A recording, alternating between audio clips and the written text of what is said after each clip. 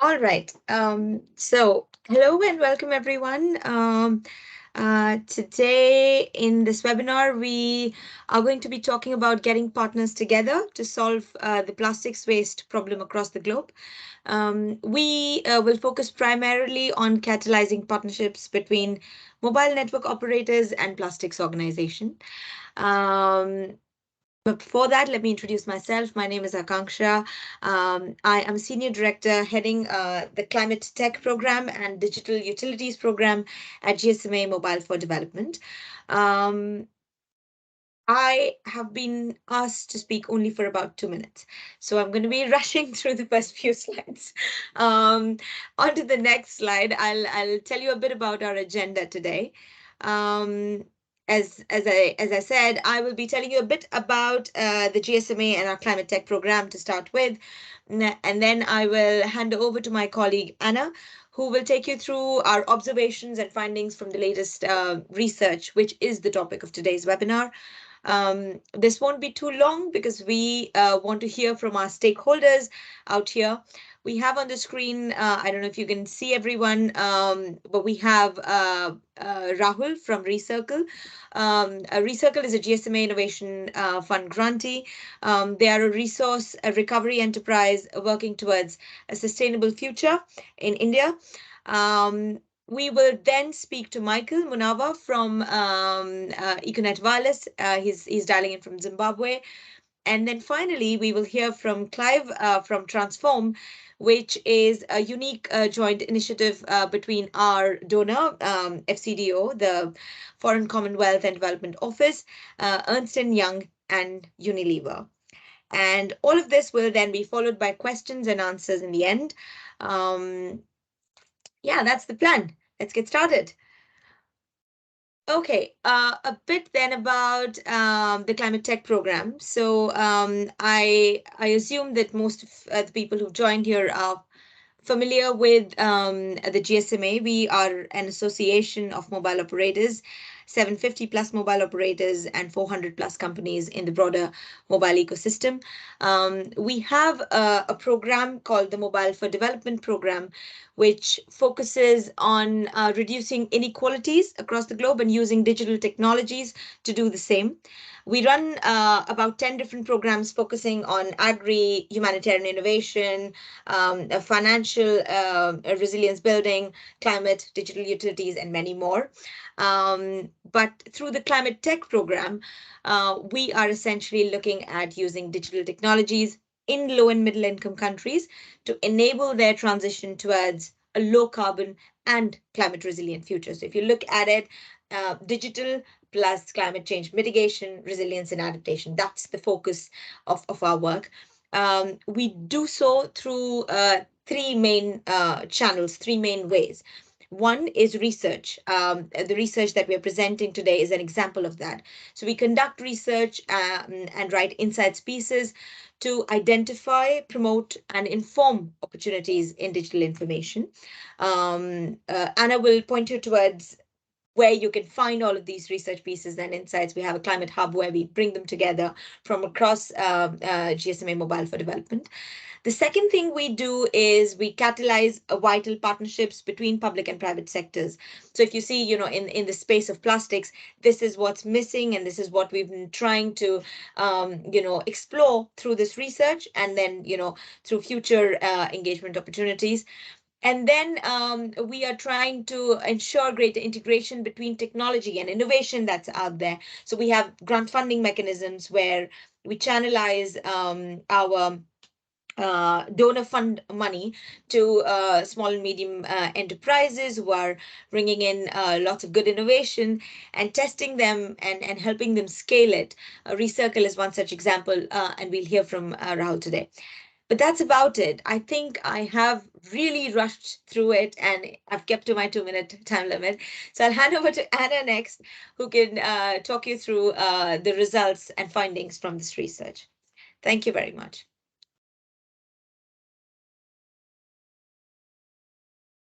Thanks, Akanksha. Hi, everyone. I'm Anna, the Senior Insights Manager at the GSMA in the Climate Tech team. So today I want to talk through some of our key takeaways from different research that we've conducted on plastics and waste management, before we then hear from the other partners on the call to hear about their personal experiences and how they are managing some of the challenges on the ground. Now, I think everyone is quite well versed on the challenge of plastic waste, but it is a global challenge that needs to be urgently addressed. The UN estimates that around 300 million tonnes of plastic waste is produced every year, but less than 10% of this is actually recycled. And when we look at all the plastic that has ever been produced, an estimated 75% of that has become waste. It's important to note that the impact of the plastic waste problem is felt much more acutely in lower and middle income countries. One, because of the reliance on single-use plastic, but also because often there are underdeveloped waste collection systems in place. However, there are innovative circular economy solutions that are emerging, and we've found that there is growing interest in using digital solutions to actually improve the efficiency and the effectiveness of waste management.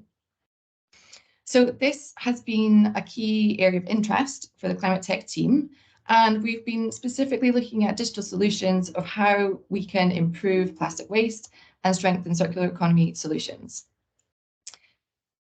This started back in 2020 when the ClimateTech team was looking at e-waste, or electronic waste, which is the fastest growing waste stream in the world.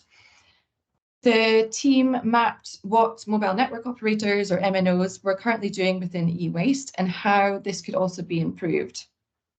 The outcome of this piece of work was the GSMA e-waste legislative framework, where you can look at 76 different countries, what they're doing, how they're managing e-waste, and again, where improvements can be made. After this, last year, we produced the Digital Dividends Landscaping Report.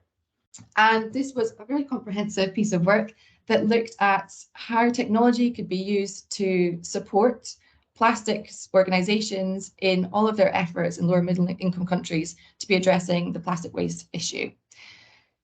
Specifically, the report set out what the value proposition could be on both sides. So from a plastics organization perspective and from mobile network operators, how they bring different benefits to each other and what collaboration could look like if they were to enter into partnerships. And that brings us to our more recent report that we just published last month, Catalysing Partnerships in Plastics. So we know that, given the scale of the plastics problem, one organization alone can't solve it. It needs lots of different stakeholders, lots of different sectors to be working together. And this is why we really wanted to dig into the opportunities around partnerships and what the mutually beneficial opportunities would be if such partnerships existed between plastics organizations and mobile network operators. When we conducted all the research on plastics and waste management, we found lots of examples of very innovative social enterprises working within the plastic space and doing lots of different exciting activities to address these issues. Above all else, we saw that digital and mobile technology is making a lot of impact within this space, but there's definitely room for much more collaboration, and plastics organizations need partnerships in order to both sustain and scale their activities. We wanted to understand a bit more about the shared value that could exist within these partnerships so that it was beneficial both from an environmental perspective, but also a commercial one. And one of the key takeaways is a lot of the challenge so far is that there aren't many mobile network operators currently operating in the space, but there is a lot of appetite and interest in it. As I mentioned, there was a lot of scoping done, and we found only a handful of mobile network operators who are currently looking at the plastics issue, either in terms of a kind of commercial perspective or as part of their corporate social responsibility. But the interviews and the discussions did highlight that there's a shift happening here, and there's definitely a changing paradigm around the perceptions of waste and business and what the opportunities could be for mobile network operators. While the bottom line is, of course, the main priority for mobile network operators, it's now seen to be not enough for the modern consumer. So MNOs explained that they were feeling a lot of pressure, both from consumers and governments, in increasing accountability and expectations around what they could be doing. And so they're trying to find the right balance between both commercial and social drivers in how they manage this issue. As I said, there is a lot of appetite within this space, but mobile network operators often weren't clear what the opportunities could be for them. But through the discussions, it emerged that there was a real, triple bottom line opportunity in terms of the people, planet, and profit.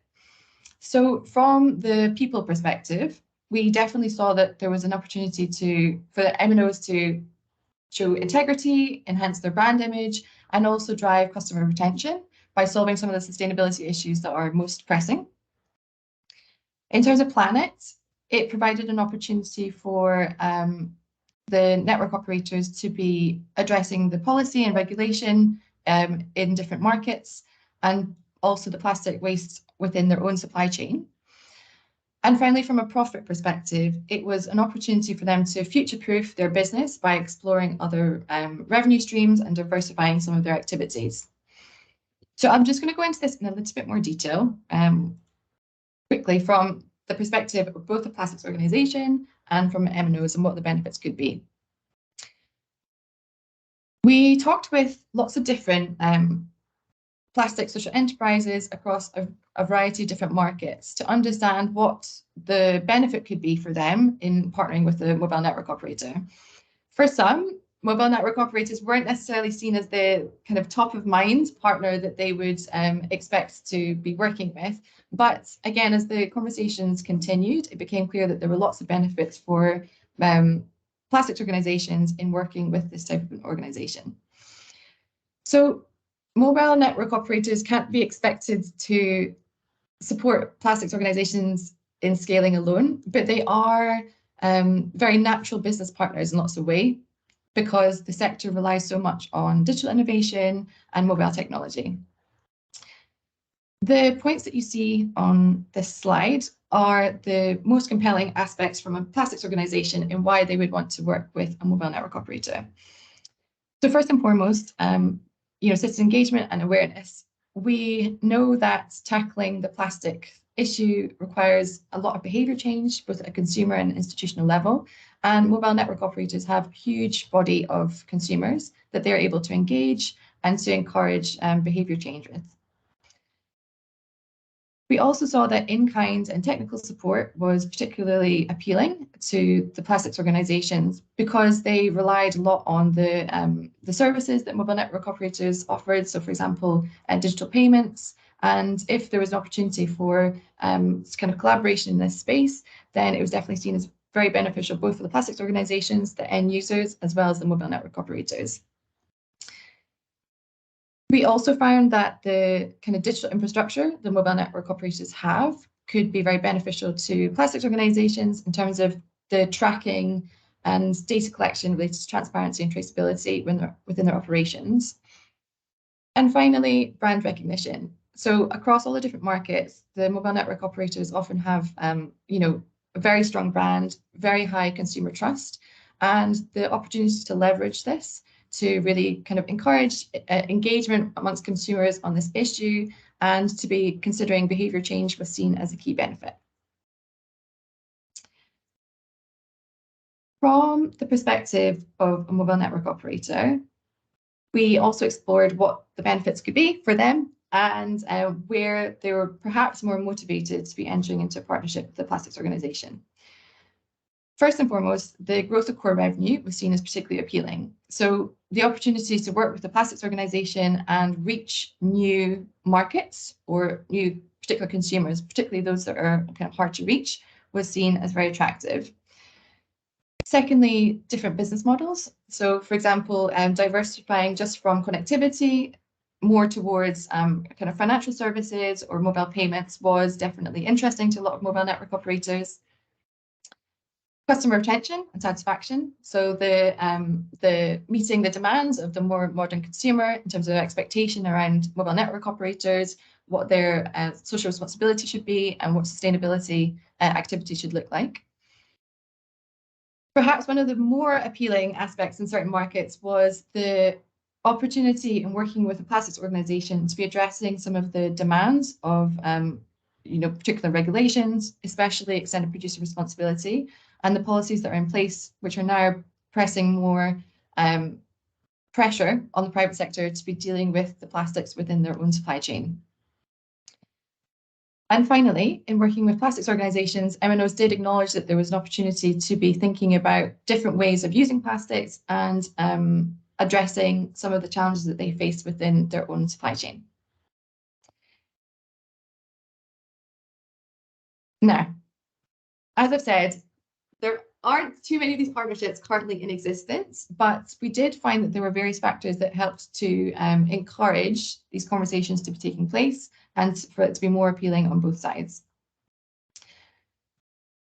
From an MNO perspective, they were particularly interested in partnering if a plastic organisation was more established, if they were already shown to be commercially viable and could demonstrate impact of their work.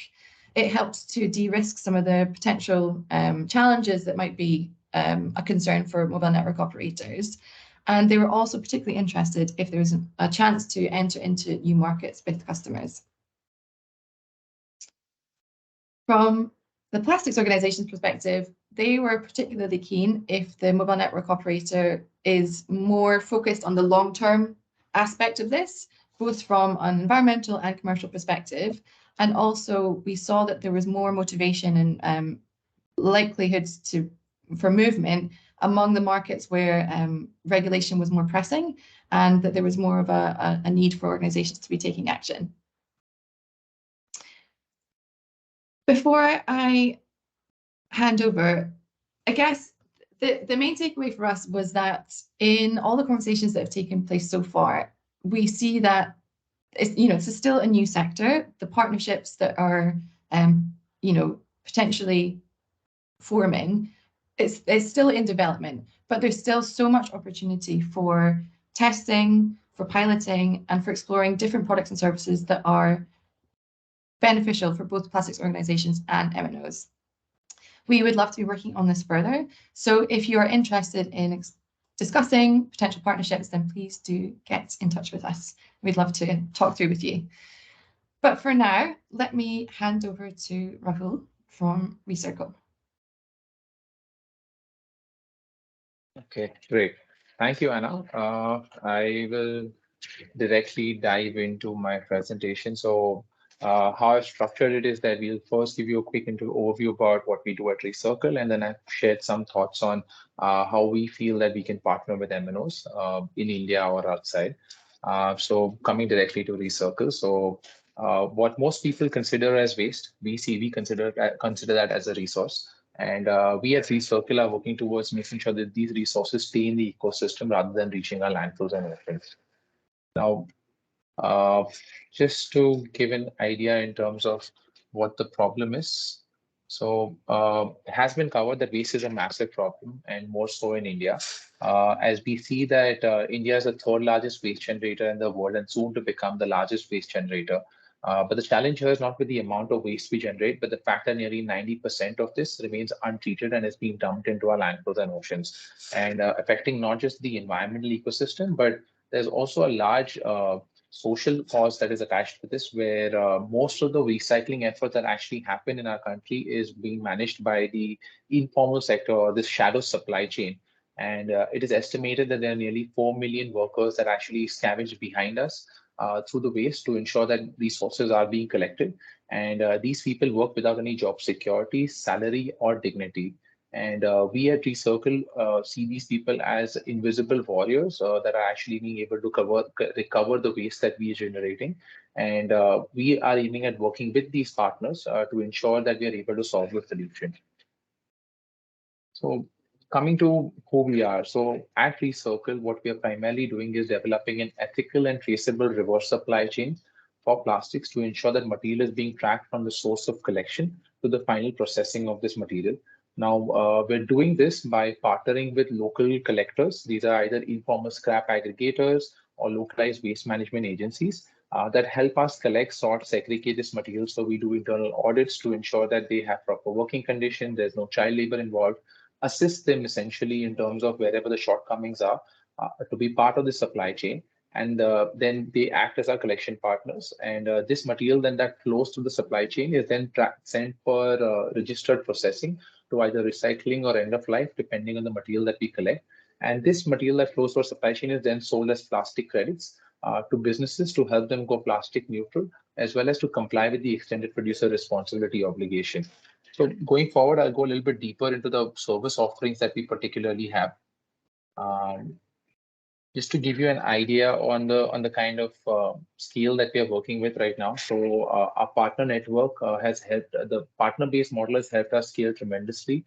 And currently, we have a network of partners across 102 cities, towns, and villages where we are actively collecting plastic waste from. With the help of these partners, we have indirectly and indirectly impacted more than 2,000 plus informal sector workers that otherwise had no access to social security or even just basic health checkups that they were part of. So we not only collect plastic waste, but also provide them with social security and work towards their capacity building. And some of our clients include Unilever, Marico, Coke, Dabur, that we are actually helping them in terms of complying with the plastic waste management rules and helping them go plastic neutral. So at Recircle, the core of our work that lies is essentially we're an impact first organization, and the primary metric that we evaluate is the waste diverted from landfills or waste recovered through our supply chain. So over the last 6 years, we've recovered more than 25,000 tons of material, out of which 15,000 tons has come just in the last financial year. And we are very proud to say that in this financial year, in this first quarter of this financial year, we've recovered more than 15,000 tons in just the first quarter itself, while impacting 2,000 plus informal collectors.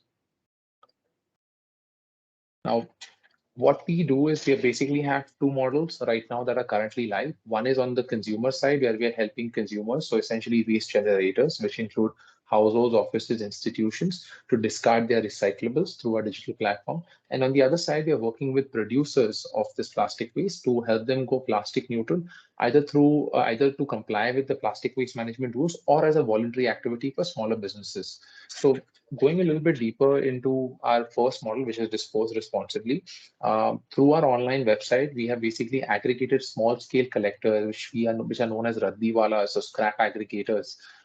They through our mobile app, they are able to connect with households, offices, and institutions that want to discard their recyclables. So at the consumer level, they are able to schedule a pickup or locate the closest drop-off point next to their neighborhood, and they get their recyclables picked up through these informal sector. And in return, they're getting these reward points, which can then be used to support charities of their choice, or used to take recycled stationery or recycled goods made out of recycled material itself. When consumers use our service, it actually acts to a triple bottom line. Not only they recycle their waste, they also empower the bottom of the pyramid or the informal sector that collects this material. And at the same time, they have the opportunity to support charities from the proceeds that are generated from recycling this material. This material is currently live in the city of Mumbai, where we have nearly 100 plus informal collectors or Addiwalas in our supply chain that are using our platform to help consumers recycle their waste.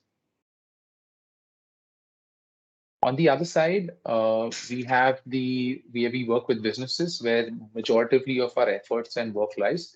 We believe that businesses can create a much larger impact as compared to, yes, consumers can dispose responsibly, but if businesses take up sustainable practices, the scaling of this program is much larger, and this is actually where majority of our efforts lies. So with the extended producer responsibility obligation coming up in India, businesses that use plastic as packaging in their supply chain have been made mandatorily required to collect back as much plastic they put in the market. So what we do is that through our supply chain, we help businesses recover this plastic waste, and we collect, sort, segregate, pre-process, and then ensure it goes for recycling. Give the credits or the certificates to the brand owner itself. And with that, they are able to use this as a compliance to meet their EPR compliance, and therefore also go plastic neutral. Through the GSMA Innovation Fund, we are actually working towards digitizing this supply chain. So currently, our network was working with Google Forms and smaller ad hoc applications digitally, but we're building a proprietary application where Collectors can be connected to recyclers, and brands get full visibility and live data for where the material is moved from, what are the type of material, along with geolocations, as well as characteristics of the material that's moving in. So one is on the compliance-based credits, but we also realize that there are a lot of these B2C and smaller brands that are actually looking at doing this as a voluntary activity. So we are helping them also go plastic neutral as a voluntary activity that they're looking at working towards. Now, our vision at Recircle is to work towards ethical circularity, so to ensure that the material that flows through our supply chain is recycled and put back as ethically recycled plastic to businesses that to back into the supply chain of the businesses that we work with. And for this, we're looking at collaborating with the various stakeholders in the ecosystem. Now, the idea is that anybody that buys recycled plastic from us gets a small QR where they're able to get full traceability along with the social benefits that they have had for buying this recycled plastic, so where they've impacted the informal sector. Diving a little bit deep into the topic for today in terms of how we see synergies between MNOs and Recircle.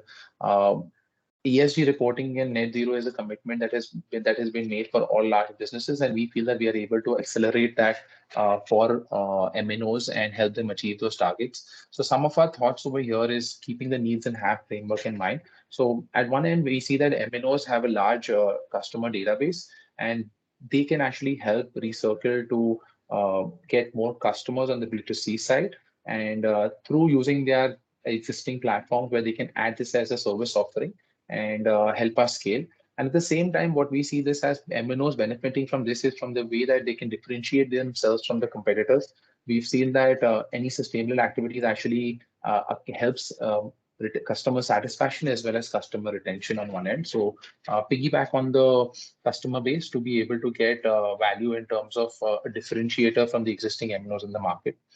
The second area that we're looking at, that India is one of the largest young populations in the world, where more than 66% of the population is under the age of 35. And this population is actually looking for business. They feel that businesses are responsible for responsible for planet and people. And as a part of that, we see that by enabling Recircle to piggyback on the large M&As, the sales channel and the distribution network that MNOs have, they can actually create a higher reputation for them in the market and attract and retain the young population of India that actually expect businesses to take responsibility for the material that they're generating. The last and the final idea that I had in mind was with regards to the EPR compliance, where Recircle is already working with large organizations in providing end-to-end EPR compliance. Here, we can help businesses like MNOs to actually comply with the plastic waste management rule as a customer for Recircle, and thereby not only limit ourselves to neutrality of and complying with the rules, but also work towards creating a social impact for the informal sectors that we work with. Some of the other ideas was that there's a lot of social upliftment that is required, and also certain projects that take much larger time and effort. So grant funds could help us accelerate plastic waste management in India itself. Marketing initiatives could be jointly built with Recircle and the MNOs, where we're able to create awareness internally within the employees of the MNO as well as externally to a larger audience. And finally, if the plastics are here to stay and they're being used in all kinds of products itself. So our idea would that if they can actually use ethically recycled plastics, not just from us, but from anyone in the ecosystem, that will enable to create a much stronger ecosystem for circular economy. So using recycled products, recycled plastics in this ecosystem would be great. I would just like to probably end with this statement that plastics are entrenched within our ecosystem and within our day-to-day lives. So the question is not how we can live without plastics, but how we can live with them, and which is where we don't need plastic waste, but we definitely do need plastic. So that's the thought that I would like to leave you with. And to give you an idea that over the last 10 minutes that I've given this presentation, more than 1,000 kgs have been recovered by our Safai Sathis in the ecosystem, which would otherwise reach our landfills and oceans. So I urge you all to be a part of the solution and rather than being a part of the solution. Thank you very much.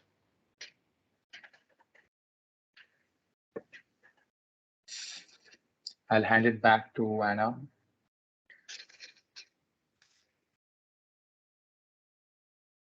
Thank you. I'm going to hand over to Michael.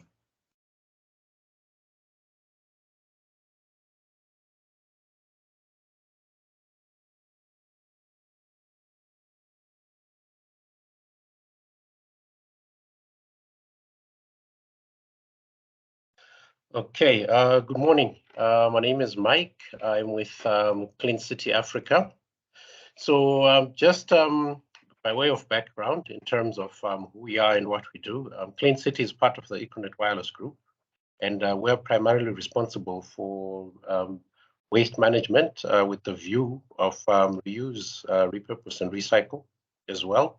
And a lot of our work has been with local communities and municipalities.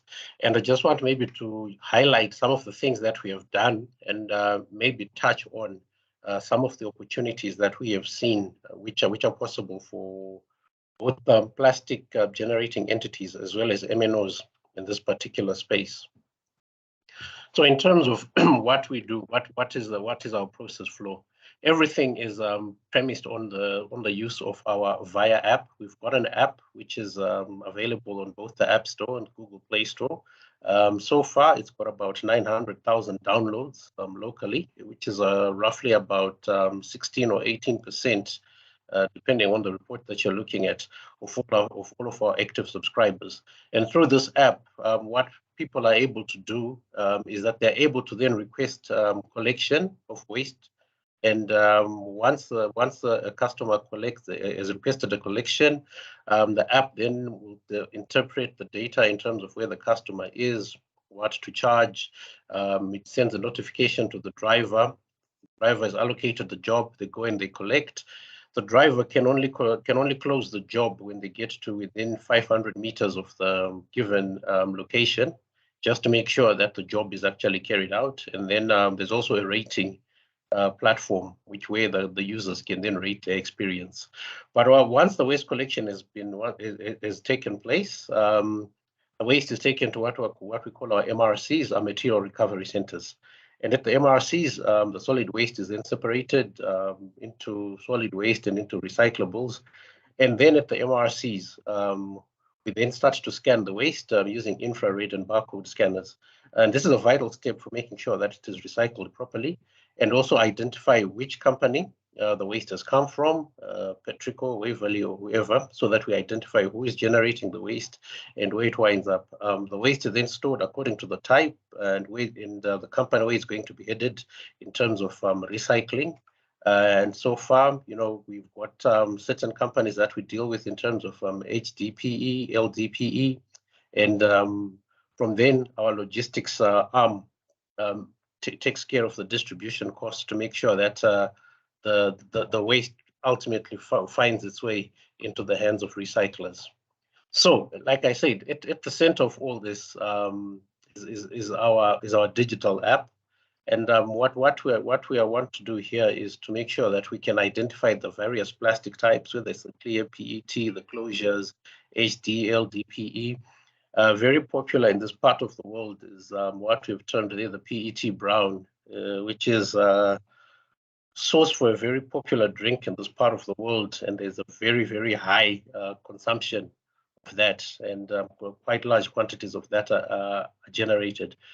So the scanners allow the waste to be identified in terms of the types of plastics per users, and then this information is then sent into inventory for further data analysis. So the whole idea is we want to come up with the plastic solution, which will then be able to speed up service delivery from both the people who are collecting the waste and the ultimate end user of the product, who are the companies which want to recycle the waste. So we're looking at being the integration point between the plastic users as well as the end users on the other hand, with our Clean City API. Sitting at the center of this, and these facilities are available both through web and through mobile. So in terms of what we've done so far, we've also been doing a lot of data creation in terms of where the various amounts of and types of plastics are being generated. This is just a schematic. It shows a heat map of our capital, Harare.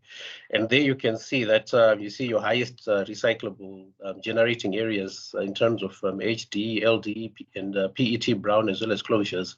And the areas where there's medium recycling generation. We've set up various material recovery centers, again, trying to follow the heat map.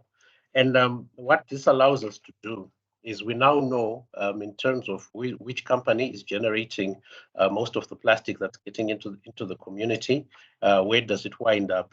And by virtue of us also having the MNO data in the background, we're then able to do targeted campaigns. We can then look at the areas where there's a lot of issues with plastic or with waste in general, and then we run targeted campaigns, most popular platform being SMS, as well as some social media blasts that we do, so that we can just give the benefits of recycling, so that we can have targeted communication with our database. By virtue of the MNO database that we use, we know who the customers are. We've got a rough idea of what their age profile is, where they stay, and through some of our platforms like our mobile money platform, we know where they spend their money, and we've got an idea of what they spend it on. So currently, this is some of the data that we're using, and this is how we're then attempting to utilize it so that we are then able to come up with better and more targeted interventions as far as the whole problem of waste is concerned. So in terms of what we benefit as an MNO, I think key to note is the issue of financial inclusion. We've got a mobile money facility, which we call EcoCash in this part of the world. And that allows all of our people who are participating in the economy, be they formal or informal, to actually get paid. And even for our logistics partners, it just makes it easier to route the payments through that. We're able to also reverse engineer some of the features of the app, so that we're not just collecting waste, but then we're also able to do other interventions such as the delivery of clean water, and in some instances we've even gone as far as going to drill boreholes where we see that the water situation is a bit dire. Then in terms of general stakeholder value creation, some of the impact that we've had so far is that currently we're working with about 450 informal waste pickers. These are people that we've signed up, that we have trained, and that we buy recyclables from, to make sure that these people get fair value for all their efforts. And like I said, through our mobile money platform, we also make sure that there's an element of financial inclusion, and that these people are able to benefit from their efforts without having the possibility of their work being taken advantage of by middlemen. So in terms of the people that we also are directly employing in waste management, we've got people, about 738. These are the people who then are deployed onto the trucks when they go around and they collect from households, from corporates, from institutions, be they schools, hospitals, whatever entity that actually wants their waste collected. And deliberately, what we have been doing is we've got a deliberate skew in terms of how we've been employing. We've been going after the previously disadvantaged groups. So more than 80% of the people that we're working with are women and orphans as well, because we're trying to make sure that our women, youths, and orphans are actually given an opportunity to participate in the circular economy. The financial inclusion there just speaks to what we're investing back into the informal waste pickers through our recycling buyback programs. And so far, just for Econet Wireless alone, we've done about 12 tons of electronic waste, which we have recycled. And this is in terms of network equipment and other consumables within the MNO space that we're actually working on. So I think this really, in a nutshell, is what we have been doing as Clean City through Econet Wireless, as well as through EcoCash Holdings, which is our fintech division.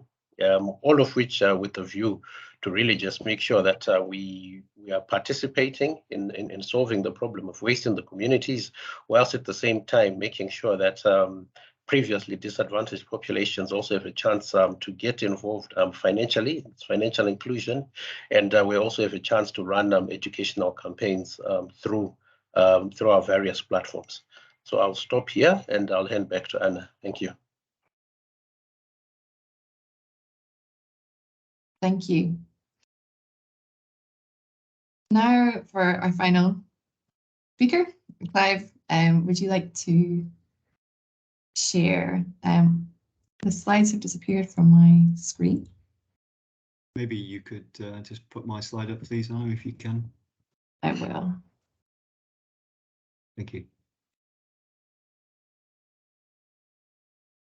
So thanks very much for the invitation to join. And I'll wait. Well, I won't wait for the slide, actually. Oh, here we go. So thanks very much. Yeah, thanks very much for the invitation to join. And it's great to hear some of the really exciting work that's happening. My perspective on this is really through the lens of working with Transform. So I'm a director in Unilever sustainability function. I lead initiatives around partnerships to support social enterprises. The key one being the Transform initiative. It's an initiative that has a core of 3 organisations: Unilever, the FCDO, and EY.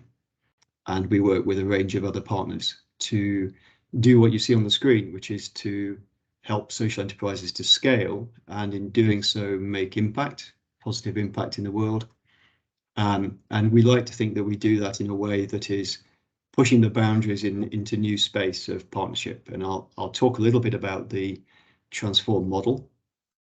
And I'll talk then a little bit about what I think the learnings are from Transform that reflect on the challenge we have here, which is very, very clear, has been well articulated already in this session. So I won't go into the problem. But I do think the challenge is around finding the sweet spot for partnership. And there's no question of the desire to make an impact. The question is, how can we do that in a joined up business case way? So the way Transform works is, as I mentioned, the 3 core organisations are at the centre. We work with a number of resource partners and other partners that bring key support into a network of projects and programme. We also work very closely with the social enterprises, and we underpin all of that work with a support hub, which is a digital platform that is increasingly becoming a collaboration platform. So what we're doing is matching those partner expertise areas and capabilities and funding opportunities to the enterprise's needs. We're enabling those social enterprises to access and sometimes integrate into our partner value chains, which is an important point.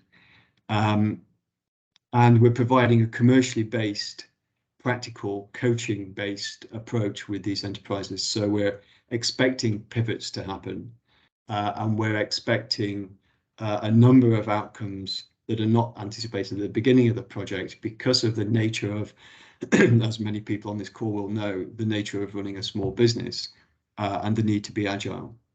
So in recognizing that need for agility, we're really focusing on where the scale opportunity is and bringing the relevant skills to bear on that. And I'll talk in a short while about this. The example you can see on the screen, which is one of the ways in which we've supported this plastics value chain. And the other key part of Transform is that we're capturing these learnings and disseminating them. So one of the challenges in this area of mobile network operators and plastics value chain is really finding the sweet spot for business. And that needs to encompass all of the stakeholders involved.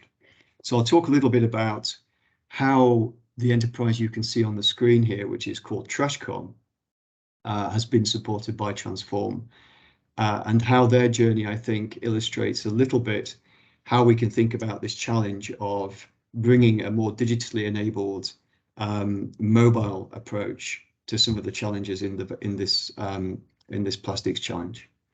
So bottom left of this slide is the kind of pile of plastic that ends up on the streets in India, for example. It's got very little value left in it because all the high value plastic has been taken, and represents a kind of recalcitrant challenge across not just India, but many other countries. What TrashCon set out to do was to find a way to create value. They realized that the only way to solve that problem was to create value from what previously had no value.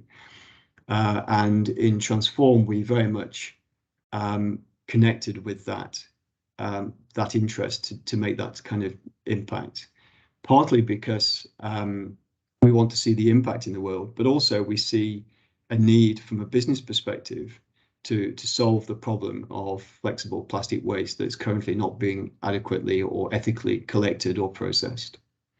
So TrashCon managed to set up a prototype in 2020 that was able to automatically sort this waste into organic and inorganic components, so a plastic component and a bio component. But importantly, they then took the challenge of creating a value from that and invented a technology that would convert the plastic component into boards that can then be used for various construction purposes, and the bio component went to compost. Now, the important learning here is that they needed very quickly to identify how that market was going to work. And what we were able to do with Transform was to bring in the support from our EY partnership to help them think about the market direction of those boards they were making from the end of their value chain. And having successfully done that, this enterprise is now at a scale that can process 200 tons of waste per day, which is really serving the needs of small towns. So in getting this enterprise to that scale, there needed to be a belief that there was a value opportunity for all the players involved. So I think if we think about one of the challenges, and I really like seeing the depth of the analysis that the GSMA team have done on the M&O opportunity space, I think those opportunities that have been identified are correct. The more difficult question that the large companies need to think about, and I'd be really interested in a conversation on this in the chat and beyond, is how can they sharpen that business case internally? So if we think about the different ways in which a business case can be validated for a large organization, of course growth is attractive. I heard growth as the top of the list on the piece of analysis. But what about the risks? What about really quantifying the increased ability to handle the risks that are coming? And I heard obviously EPR being mentioned a number of times in this conversation as well. So clearly that's a risk. It's also a cost opportunity. So thinking about growth, risk and cost in a more broad and slightly longer term way gives you the chance to say, okay, I know that an experiment is required. I don't need to know the exact solution that we're going to create, but I do need to commit to partner with whoever else has that interest in reducing that risk or increasing that cost advantage for their business. So I think that's the space that creates the opportunity. And thinking about it in terms of how we operate in Transform is one way that I think can potentially help. So if there was a call to action from my perspective, it would be by all means contact Transform, and the details are on this slide to discuss how we can help you partner in this area. If you're an enterprise, look at the value chains that you're trying to partner with and ask the question, do I need to pivot in order to be better aligned with those value chains, rather than waiting for an M&O or another large organization to tell you how to do that. And for the M&Os, as I've already said, I think that broad business case thinking will really unlock a long-term opportunity that currently maybe isn't so clear, particularly looking at the risk and the cost aspects of the business case. So yes, open door to talk more about partnerships through Transform, and I'll leave it there because I think there's a lively conversation happening in the chat that we should perhaps get into.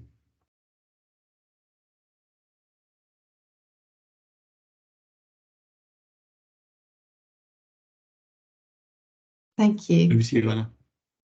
Yes, thanks very much. So you're right, there is a lot of chat happening and lots of questions and interest for the various organisations that have been sharing their experiences.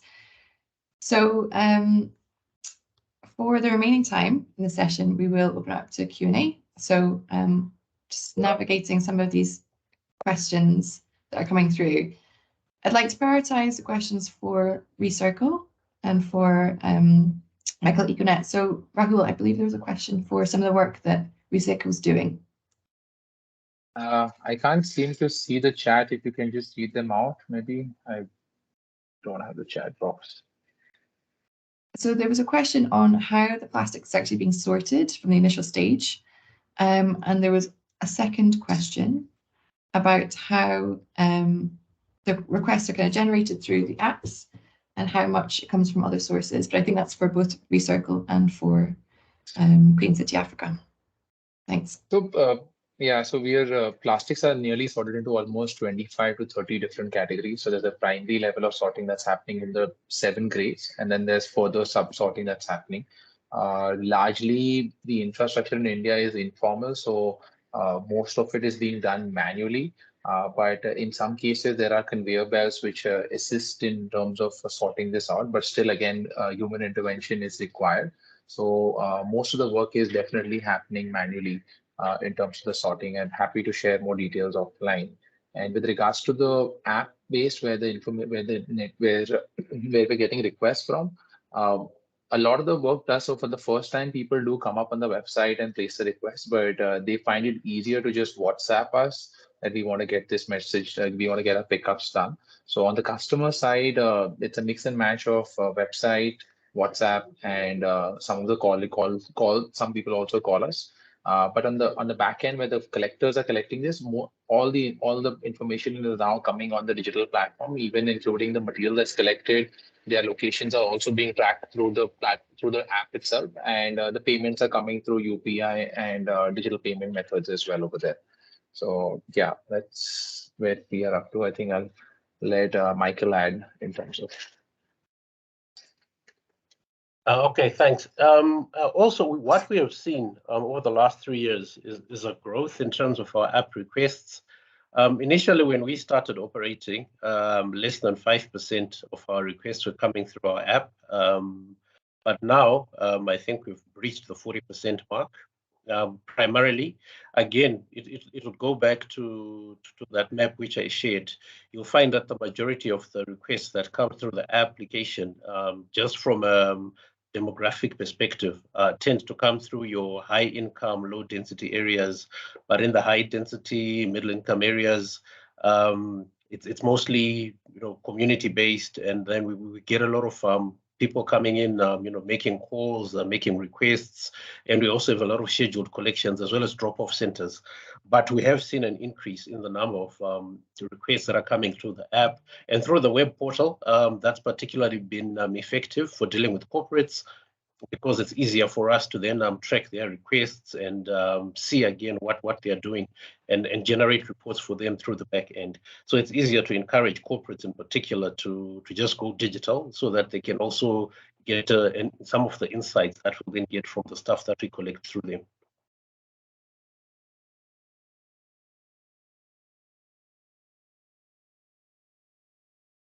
Thank you both. Michael, there's also a request to hear a bit more about how Clean City Africa actually came about and what the initial motivation was from Econet looked like.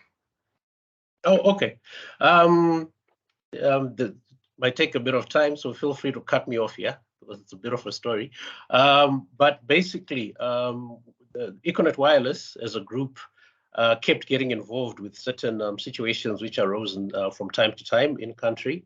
So we had the cholera outbreak. About 3 years ago, we actually had a cyclone, Cyclone Idai, which affected quite a number of our local communities. So yeah, one of the things that came about from the community interventions that would then do as a group was that there was a need to capacitate both the communities as well as to work with municipalities to just solve the problem of waste, because a lot of what was happening in that space was very outdated. So the issue of digital had not even been considered at the time, but we did have an app which we then just engineered to then be able to do collections. And then, like I said, we then reverse engineered it again to then be able to do water delivery. So yes, there is a very big social impact element in terms of what we do. That's actually one of the key metrics that we track. How many lives are we positively impacting? How many? What would that? And you should remember what I said. There's actually a deliberate skew in terms of the people that we actually onboard. We're trying to find previously disadvantaged communities. They're the informal waste pickers. We're also trying to make sure that they are also included in the digital economy by making sure that they are paid for their efforts and that they also have got access to our mobile money platforms. So that's the motivation behind it. And so far, I just to answer it, would I say we've realized our vision? Vision is a moving target. I think for us, the biggest thing really is that when we now talk about clean city, people know what we are talking about. 3 years ago, when we launched, we were just basically piggybacking off Econet Wireless, but now Clean City stands alone. And even when if you look at our city councils, our councillors, etc., when they're actually coming up with their programs, we're actually seen as a partner, even up to government level as well. One of the things that I do is I actually represent the private sector in WASH discussions. That's water and sanitation and health. I actually then represent the private sector when those discussions are being held at that level. So I think that we have started to realize. And then in terms of outlook, yes, I see somebody, as I said, can somebody visit you to change ideas? Yes, we would definitely love to do that. And then maybe we can take that offline. But in terms of outlook, we're looking to see how we can then also just share some of the scale insights that we've gotten from our platform with other operators. Because like I said, on the back end, we've got an app which people are using. So there's a revenue stream there. But in terms of information, I think MNOs are uniquely positioned to gather data because generally people spend more time on their devices and gadgets than anything else. And that's where the future actually lies. So some of the information that we're actually collecting, we might not even have a use case for it yet. We might not even know how to monetize it at this point in time, but I'm fairly sure that it will have some value somewhere down the line.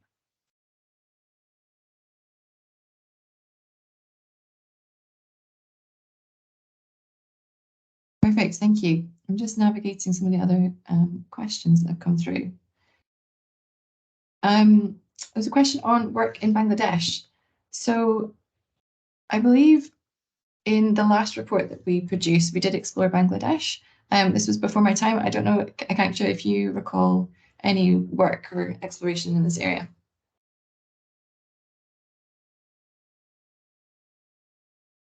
I think Robi have done something in Bangladesh where they for a project they provided a few sensors to the Dhaka City Corporation in the city to monitor the status of waste in public bins. Besides that, I think we spoke with Bangladesh Petrochemical, and there's this company called Ecosphere we spoke to, but that's pretty much about it. We didn't really see a lot of use cases out there. I don't know if Transform is supporting something, Clive, in Bangladesh.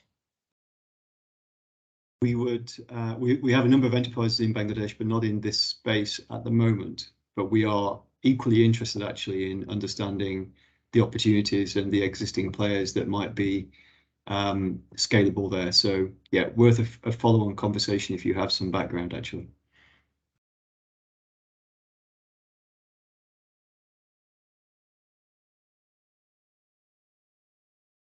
Great. I believe we're out of time. So Akanksha, any final points from you? Please go ahead. No, I think I just wanted to close, and sorry, Anna, for jumping in there.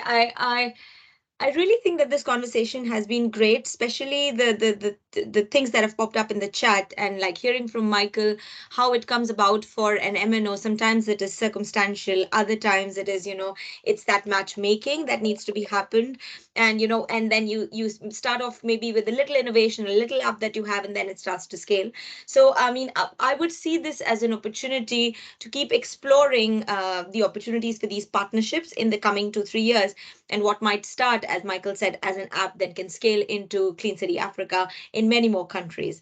So I'd really welcome those who are interested on the chat. Otherwise, reach out to us, and we can leverage the great platform that we have through Transform, and our own networks and our own MNO connections to get things started in this really important field, in being able to tackle the plastic waste problem across the globe. Thank you very much all for joining, and for this amazing conversation. Let's keep in touch.